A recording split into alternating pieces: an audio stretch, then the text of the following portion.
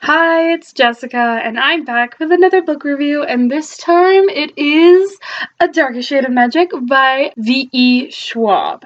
Now, this book is the book my book club is reading for the month of May, and I am very, very excited. I'm very happy that we picked this book because I've been wanting to read a Victoria Schwab or V.E. Schwab book for a while. Alright, so non-spoiler part coming up right now. I'm going to tell you guys just a bit overview of this book, and if you're interested in it, pick it up and then come back and watch the rest of the review. So we have two main characters. We have Delilah Bard, and we have Kell, and we don't really know Kell's last name. But Kell is the most important of the story in the beginning of the story right now. Kell he has this special ability, I forgot what he's specifically called, but he has this special ability where he can travel to different dimensions, I guess. And out of all of the dimensions he travels to, there's always a London. And Kell has named all these Londons, so there's Grey London, White London, Red London, and Black London, and he can travel to all of them except for Black London. This book, if you think you're gonna go into it and get a lot of action real quick, there's a lot of world building that goes on, but there's also a series, so if you get into it and you go into the second book, there's not gonna be as much world building, considering that it's all been done in this book. In these Londons, it's all very medieval. I really thought, based on the cover, I thought it was gonna be kind of like an urban fantasy, but it is very fantasy.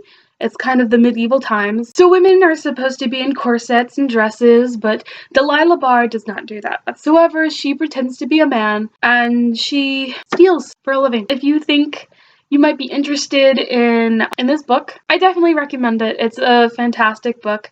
I love it a lot. I wouldn't say it's my favorite book, but I would give it an 86%. I think it deserves an 86%. Alright, so spoiler section coming up now. If you haven't read this book, read it and then come back because I think you might want to talk about it. I want to talk about it. That's why I'm making this video. So, bye for the non-spoiler people. Okay, so spoilers. Here we go. I'm excited for this. I really want the second book. Every time I read a book and then at the end I really want the second one, it makes me think of this quote. I forgot who it's by, but it's this quote, and it says, the first sentence sells the first book, the last sentence sells the next. And I like that quote a lot because it's so true. And I really want to know what happens. It doesn't end on a cliffhanger, which, most series do that. They end the first book on a cliffhanger, so then you have to buy the second one, and, they keep doing that. That's kind of the pattern that happens sometimes, but not this book. This book has a complete beginning, middle, and end. My favorite part was the climax, because I like how Delilah and Kell just form this team, and then they just go to the White London, and they totally get their butts kicked by the Danes to win, but they end up, succeeding anyway. Alright, so I want to talk about the whole thing that starts this plot, and that is the stone. The black stone that Delilah pickpockets from Kell. And dealing with magic and just kind of the whole concept of magic is such a tricky thing.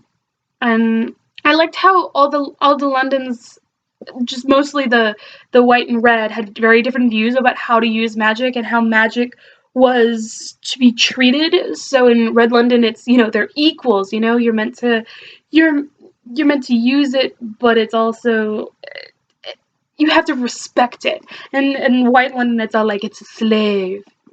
And obviously it's working for Red London if they're treating it with respect, because, they're flourishing. If I were to live in any of the Londons, it would probably be Red London. And I'd want to be one of the royals. But the stone, with it's just how Kell and Delilah, every time they have to let it go, it gets harder and harder, and magic is power, and power is it's so hard to resist power. So the stone is gone, but I feel like maybe it hasn't, because there's a second book, and I don't know if something else happens, if something else from Black London ends up showing up, and Kell gets Delilah and is like, hey, we gotta go stop this thing now. I don't know, but I really want to read it. And the second one is out, so I could buy it, but I'm broke. So I'll have to buy it sometime this summer. Alright, let's talk about Delilah, because I have a theory about Delilah, and I didn't know that Delilah had a glass eye until the old guy that taught Kel said something. Like, it was foreshadowed that, it wasn't foreshadowed, but it was told that she had a darker brown eye than the other, but I didn't know she had a glass eye. And what I was thinking was that she is the exact same thing that Kel is, but she was born in Grey London. Or she could be born in Red London. That's what I'm thinking. I don't know yet. I haven't really, I have to read the second one and find out.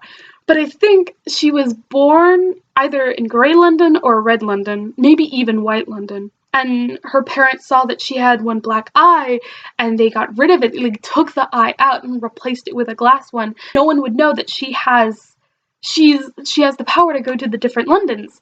And I really think that's what Delilah is, and I really hope it is, because the old guy said she had magic, like untrained, untainted magic. Not untainted, but unused magic, and I really hope that she's what Kel is, because that would be awesome.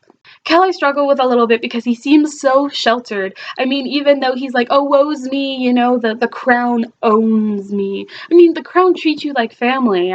He seems so angsty. That's the word I was like, where he just seems so angsty sometimes. And I'm like, Kel, get your ish together. Look at Delilah. Delilah knows what's going on, even if she doesn't know what's going on. Get Rhys to wear the necklaces that made him possessed, which was a really weird scene, and it was a little it was so cliche what happened. I closed the book and I rolled my eyes. I was like, you seriously gonna do that when like Kel is handcuffed on the couch, and then Rhys is like, where's the talisman from, where's the thing from Black London, and Kel's like, it's all safe, and then the talisman is safe, and then Rhys goes, where's the stone? And Kel's like, I never said it was a stone. I was like, oh my god. Can we just... I don't know how I feel about the king and queen's character. They don't feel like complete characters. They feel like they're there. They feel like they're the monarchs. They're there. And we'll utilize them every once in a while. We brought in the Grey London monarchs.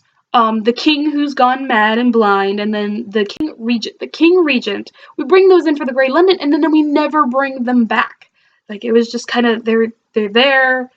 It's the beginning of the story. That's about it. And I'm wondering who's gonna take the throne of the White London now.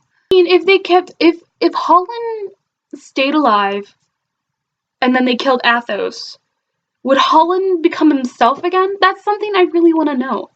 Because then Holland could take the throne. Holland could be the ruler of White London. And I mean, I might be okay with that. I didn't really know his character before he was possessed, but...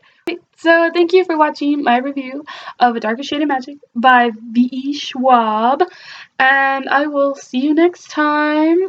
Like, subscribe if you've read this book and you have something to say. Let's make a discussion down in the comments. Let's do it. All right, bye.